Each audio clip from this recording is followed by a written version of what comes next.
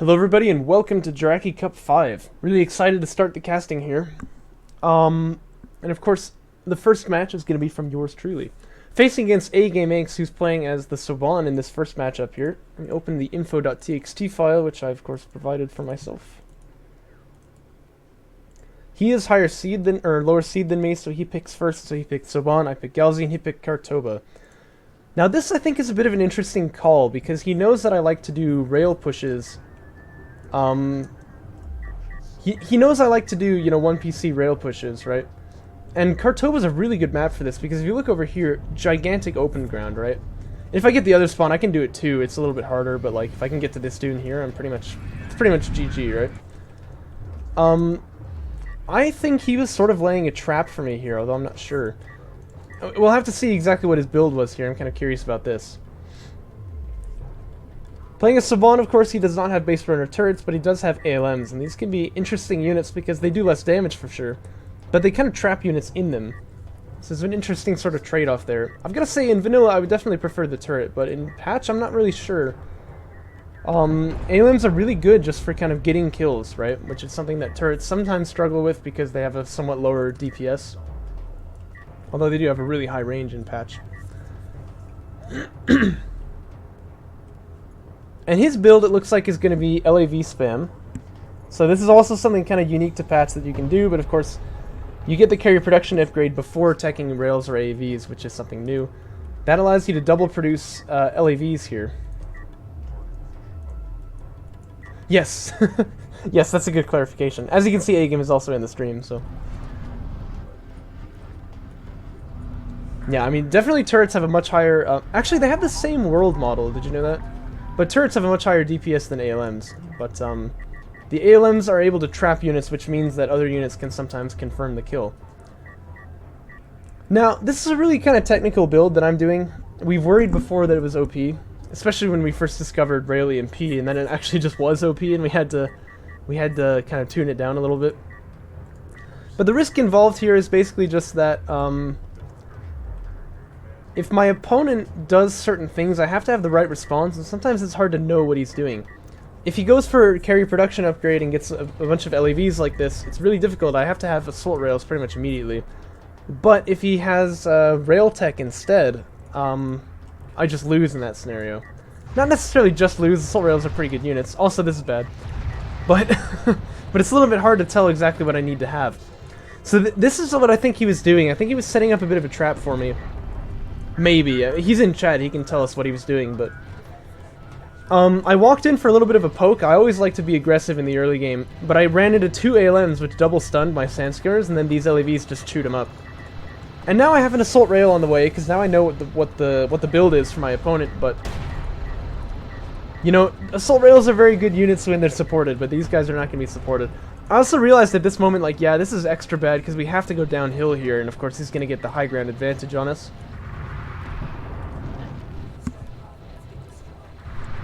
And so about this point, I was sort of in a bit of despair. I realized this is definitely over. Oh, I didn't notice that. Okay, so the second one actually got deployed on top of me after I ran into the first one. Yes, I definitely agree with that, because I had seen the LAV over here or something. Like, I knew that he existed. I think one of them actually just had gotten killed here. But yeah, you know, somehow I was just not really thinking about it, so I just kind of ran right in there and died. I think I should have cancelled this assault rail, because this PC is definitely dead. I'm queuing up another one. I mean, this is too late. Like, at this point, you gotta realize, yeah, I can't save this PC. Better that I start building up my infrastructure at home. If I want to have any chance of winning this game. Of course, I would do this against someone who I thought I could easily beat.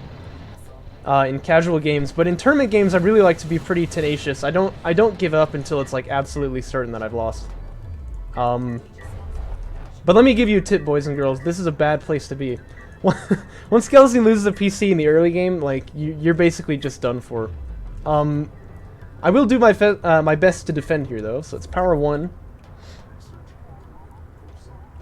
Thing is though, I don't want to tech into assault ships, right? I feel like that's kind of a trap. Because my opponent, probably what he ought to do is get a SC now, go up to 2 base, and then come in with a bunch of railguns. And so I kind of know if I tech for a Soul Chip Fab, yeah, I'm gonna have a better counter to these skimmers, but or LAVs, I guess. But I'm just gonna die to the rail push when it comes, so I can't really do that. If you got your graphics set to potato, yeah, pretty much. They're at just like the lowest settings possible because of the whole GPU melting incident. This computer is just getting older with time. When I got it rethermaled, my frame rates jumped up quite a lot, but I still have to have graphics settings pretty low here. So. Oh, and by the way, in case you didn't know, there's no shadows. Big thanks to AGame for this. This is a functionality that you can't get in base DOK, but AGame did some subsystem modification. He managed to make it so that the shadows disappear, which greatly increases your frame rate. If, of course, you want that. I don't know if I should be advertising for a product that you're not advertising for, but hey, you know, DM him for the DLLs if you want it. I promise, you know, getting DLLs from some random Lithuanian guy is not sketchy. I mean, you're right, they look cool, but frame rates, you know. Refmum finishes for me now, so this allows me to get up to 2 base if I can. It's going to be really difficult, to be honest, but I kind of got to. And then the question is, when do I stop making assault rails and start making heavy rails? But AGame, of course, is on 2 base already. In fact, he's starting to fill out the 3rd.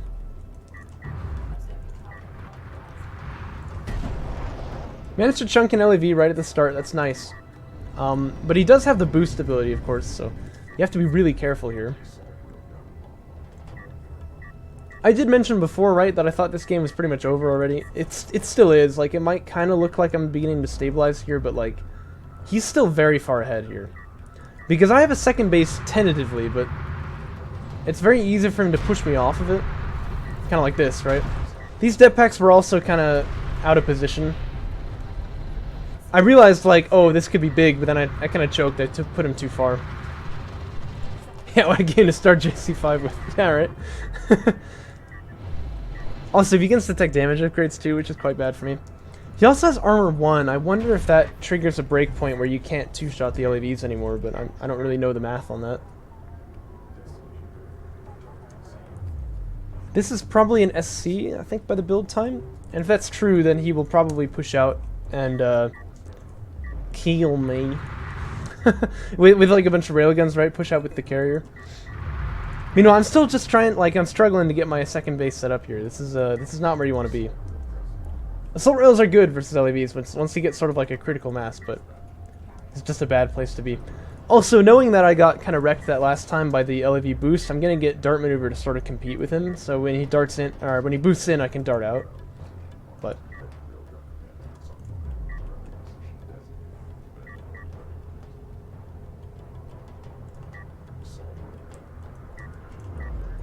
yeah, like the 2nd base. I mean, there is a dune you can hide on here, but it doesn't have as much cover. Maybe you're right. But the thing is... Oh, amazing. The thing is, this high ground here is so good for, like, 1PC rail pushes. I think I would kind of prefer it, because that's, like, a build that I really enjoy. I mean, it's true that, like, I'm having some hard times defending here now, but that's really just because I got kind of dunked in the early game. Here comes that carrier, by the way. Now what are you gonna do about that? You gotta have heavy rails, right? But he's also teching rails as well. Mag Accelerator should come out before too long. Power 2 is done now. And he's gonna get artifacts too. And of course, if I can't hardly hold my 2nd base, like, there's no way I can hold, like, the extraction. Has to go forward to the high ground. I guess it's kind of true. There's a bit of high ground to be had here. No, that's actually not true. Well, maybe. Like, right there.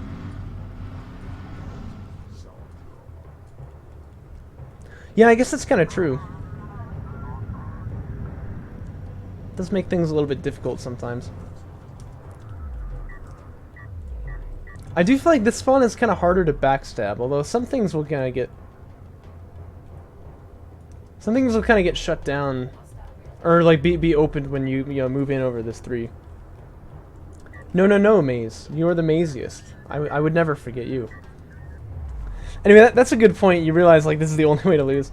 But you're probably not going to. I mean, it's only one heavy rail here, but obviously, caution is the better part of valor. Isn't that the saying? You can see assault rails really do chunk a Soban carrier at power 0. Managed to take him down to about 6,000 HP, but, you know. No, Maze, no. Stay with me. Dart maneuver used there to try and get away with from these LAVs, but we already lost a lot to these railguns. This is actually without mag accelerator. That's kind of interesting. That's got to be the play, though, right? Anyway, AGame's carrier down to about 5,300 HP, so that's kind of nice for me.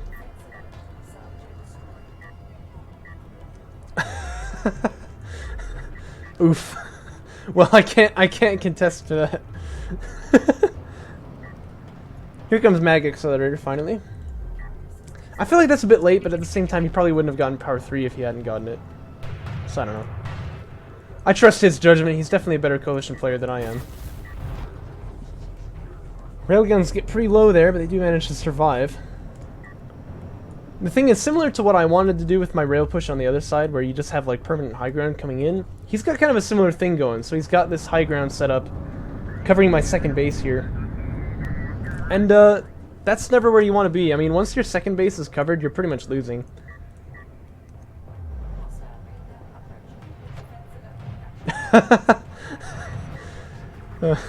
Oh boy.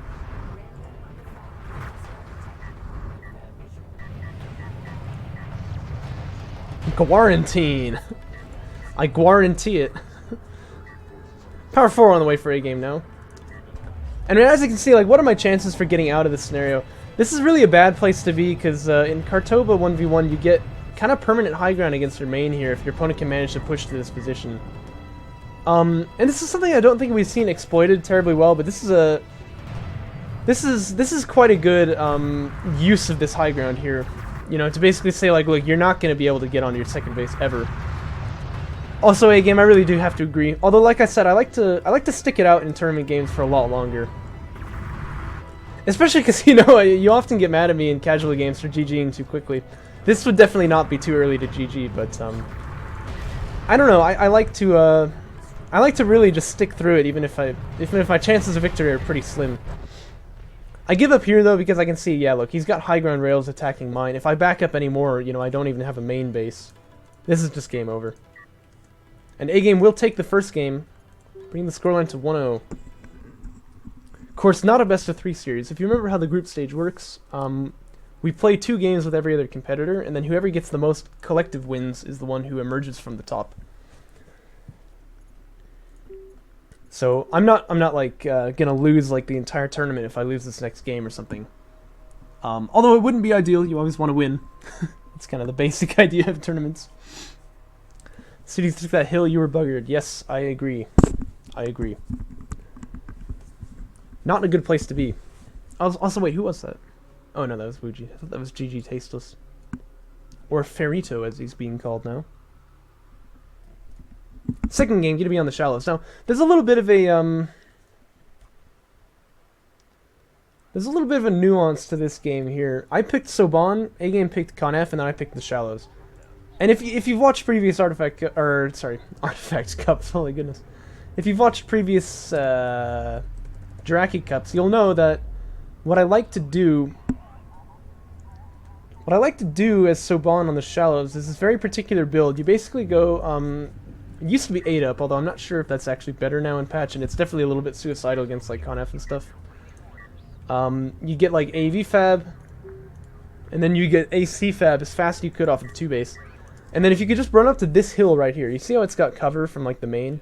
But the tac missiles can reach both of the bases. And so if your opponent goes for an eco play, you can really shut him down here, which is pretty rare on the shallows because this is the kind of map where, you know, everybody goes eco. Now, when I picked this map, A-game said FFS, so I think like it was very clear to me that it had worked. Like, yes, obviously he's going to expect that build, but my idea was actually just go super greedy on eco, and basically just trying to use that to. No, that's the thing, A-game. I wasn't gonna do the standard build, right? My idea was actually to fake you out because I knew that you were expecting it. ACs were not even on my mind. We should check out A-Game's build, though.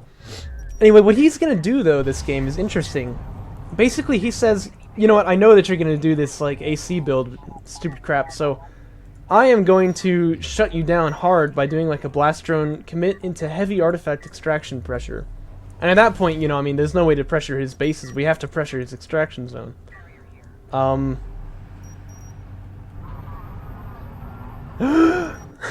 Why'd you say FFS then? No, I thought I was so clever, dude. Darn. Anyway, I scout the PC briefly here with my probe. Oh, I see what you mean.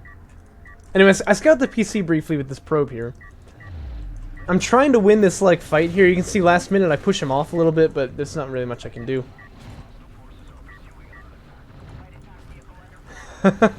Well, the problem is if we remove it from the pool, there's nothing to replace it with. But look at me targeting jammering myself here. As you can see, I'm not as good at this as No Fun is. Possibility I could have maybe tried to body block that blast drone, but I did not get it. Well,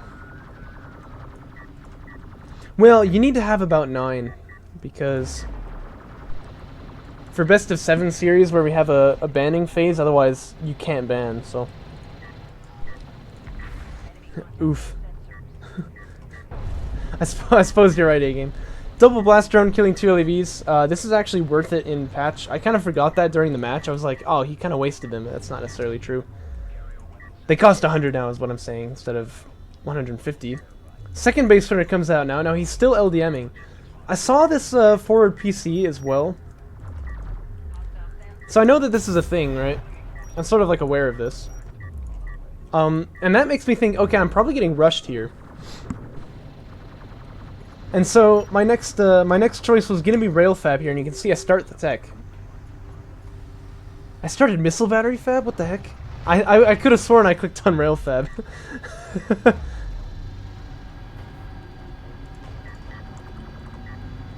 Killing 2 LEVs with 1 blast drone is worth it in vanilla, but in patch they're 100, but they also don't kill quite as certainly. So getting 2 LEVs with 2 BDs is kind of like an equal trade, except that the BD is kind of like a free production slot. So yes, it was worth it what he did.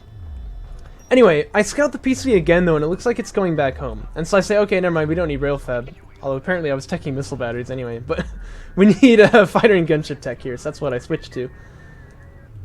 Ref mode is on the way for him now, so he has 2 artifacts in his clutches here.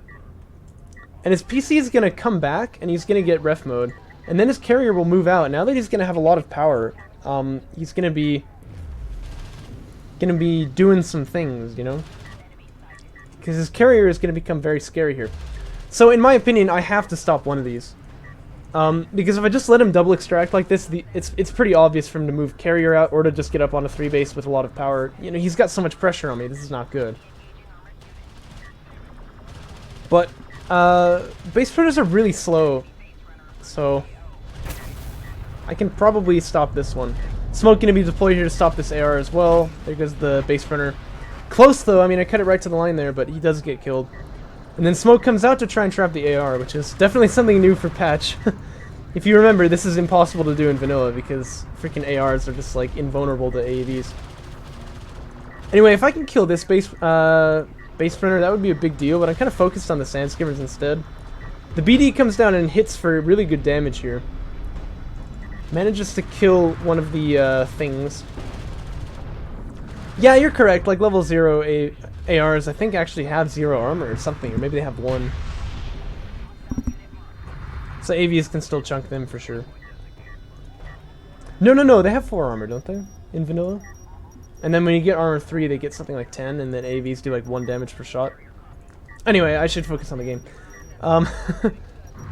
Yeah, the skimmers were like trading for damage against AVs, but that was sort of perfect for me because it gives me the time to like build a double gunship here. And my reasoning for that is, well, he's not out in the field here. Also, I saw these workers here. I thought he had teleported them on accident, but actually they were chasing his carrier to try and drop off on it. So if I was thinking a bit wiser, I might have been able to actually see that coming. Railfab is a must-have though, and I think we may have just seen his carrier here too briefly, so that's probably also why I teched it. But now I have the 2 gunships, and the reasoning here is like he's got a lot of sand skimmers, he has a lot of railguns, right? And I mean, what counters all of these units? Well, a gunship, right? So we're just getting donked on by missiles, so we have to kind of back away from the second base here. Don't we? Oh my gosh. Ooh. That gave me a bit of anxiety there. I think what I did was I tapped U to try to like return them, and then I was planning on sending them back out. Also, this gunship does like a terrible docking maneuver, which gets him killed, so... And it gives speed. It gives speed to this base runner. This is terrible. Anyway. But yeah, rail fab begins now. Like, rail fabrication itself, not the tech. As well as power 2. And one more artifact is on the way to the extraction zone, and this one I don't think I'm going to be able to stop. Because, I mean, look how forward his carrier is. And he only has power reserve 1, but he's got a lot of missiles.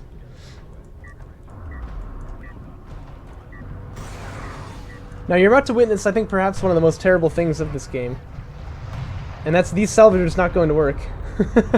So, what I wanted to do, I had this really cool idea. Like, look, Saban can't heal off of their, like, front base because the carrier has no repair beams. So you take the 4 wounded guys into the back base and then you set them to mine.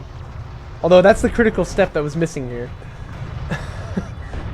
But at this point, though, I'm remembering the vanilla Conf, and I'm thinking that I can actually put together a kill here, but his carrier, if you check, is actually going to be faster than mine once he just puts 1 power into the weapons.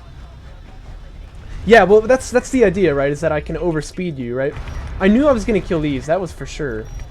And then the carrier is going to just kind of chase out your carrier. And you can't run away from me, but actually you can. I'm sort of remembering this wrong, because Conef now has 45 speed on the carrier. So he actually is faster than me. But like AGameAnx was saying, this is actually still really good positioning that I'm earning here. Because this is probably going to be his 4th extract, and I don't think I can stop it. So if I don't dislodge him from the front step of my base, it's game over. There's nothing I can do. So I back away, I've got to. Actually, you know what? It looks like we're kind of stopping Cameron here from getting the artifact out. Smoke should be used. Okay, it's just used in defensive manner. That's okay.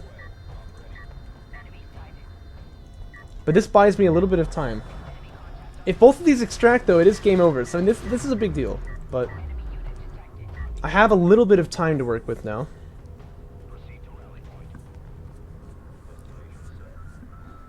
Let me tell you what I'm not going to do with that time is figure out that I'm still not mining off my main base, but... By that you mean like splitting over here. Oh, this is the point where this PC had moved off. I see. I didn't catch that, sorry. But as you can see, we're both hamstringing our ecos, so it's kind of even. Best players in the game right here, right? A bit of smoke comes up to try and get this advance in. We have to stop this base runner. This is absolute artifact pressure. We're gonna get it. This is a little lazy. I didn't catch this BD pushing on these AVs here. So those 2 are gonna go down. Freaking Cameron gets his extraction out because he has extra speed. No, I don't think that mattered too much. This rail is kind of left out to dry, but I should be fine with the rest of them. So now I can calm down, get my bases set up. You know, we need to deal with this as fast as we can. We need to get up to eco, because I'm pretty sure my opponent is on 3 base. I think actually my probe is dead now, but it had scouted this earlier. Yeah, but I mean, I guess you could say the same for me. I just finally got these guys mining back on the main base. So we're pretty much both at 3 base economy here. Pretty much. I need to get this one set up still, of course, and I also need to heal up my carrier, so I'm going to be a bit slow here, but... Generally speaking, I'm kind of okay with this. And also, the first artifact which is going to spawn is this one close to my base. And so, you know, I can grab this one and stop my opponent from grabbing it. That would be very good as well. I still have that gunship, too. And gunships are really good. This targeting jammer here just makes it so that they're slowed down when they try to retreat. I think that was a pretty good placement. Nothing near as godly as what No Fun was pulling off, but you know. Takes practice, though. I'll freely admit he's better at it than I am.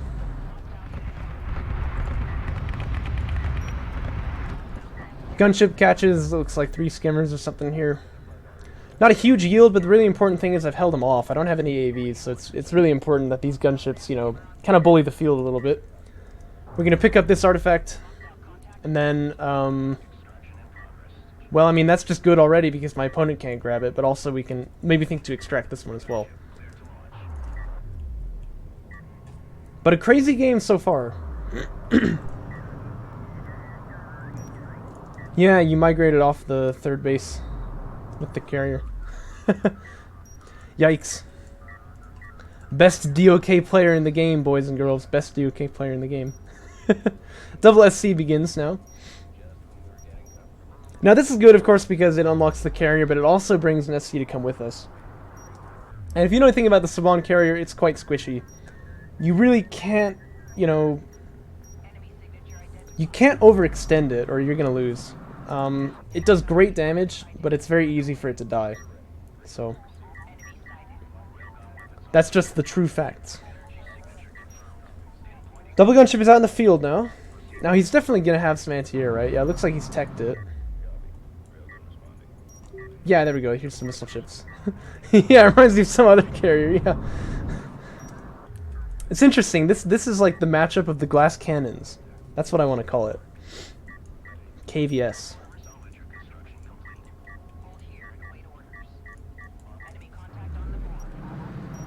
Now, the missile batteries do deny, like, prolonged gunship exposure, but as we've seen before, gunships can really be survivable. And in this case, I choose not to dock them. I'm just going to pull them out. I know that once I dock them, it's kind of like time for some kind of momentum play, and this is still enough ammo in the gunships to kill, like, sand skimmers if they run by. So I'm feeling okay about this. And now we have this high ground position, and this is really important, of course. Power 3 on the way for A-Game, as it is for me as well. But this is kind of too many rails. He's not really able to push up this hill here. So the base runner can try to extract off on the side, but it's a little bit risky. Probably better he just holds that in his clutches, you know.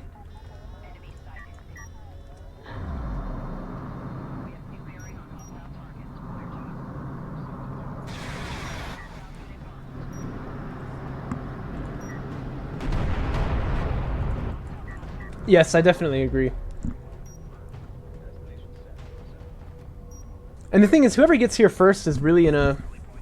yeah, whoever gets here first is really in an advantage too, because if you get the mirror position on my side, suddenly I can push, you know what I mean? And so it's just, it's quite bad.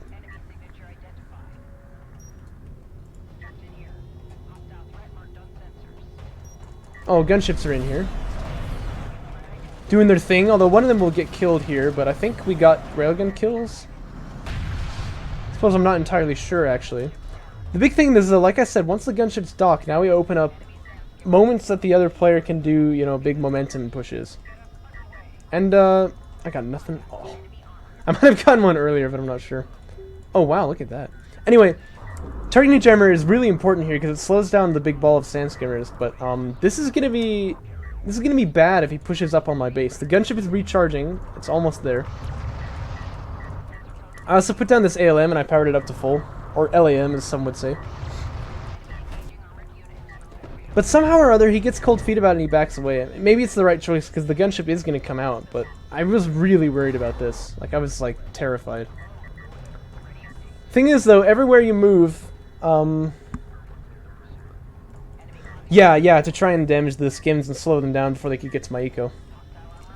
Also, the Saban carrier doesn't do terribly well against Strikecraft anyway.